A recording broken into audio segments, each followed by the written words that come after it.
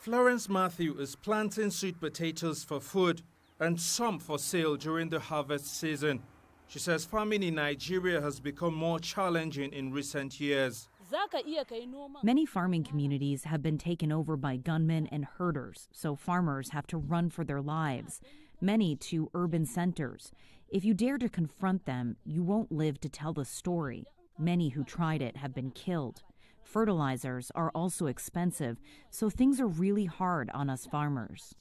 Farmers are struggling to cultivate their land across the West African nation.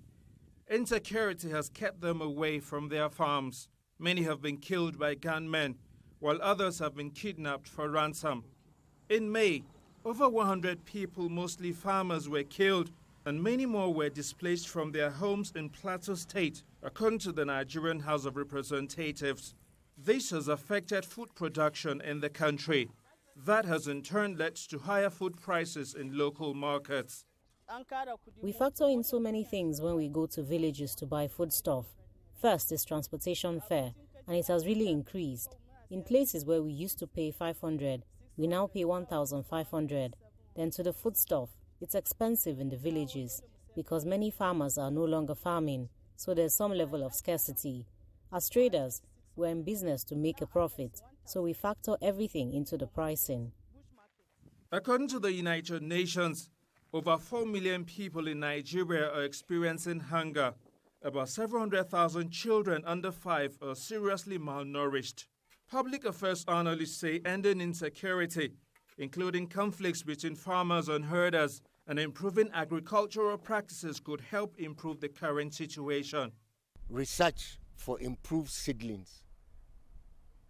So when they look inward, they might need to also now get alternative interventions to be able to give protection to farmers, because the yield depends on the input. If more farmers, farming in the Sahel, sadly up till today is still manual, it's not mechanized. So it requires numbers. With that, you don't have to depend too much on foreign funding. The government says it's doing all it can to ensure that food is available across the country. President Bola Tinubu says he has directed his security chiefs to end insecurity in the country and ensure citizens, including farmers, are protected from harm's way.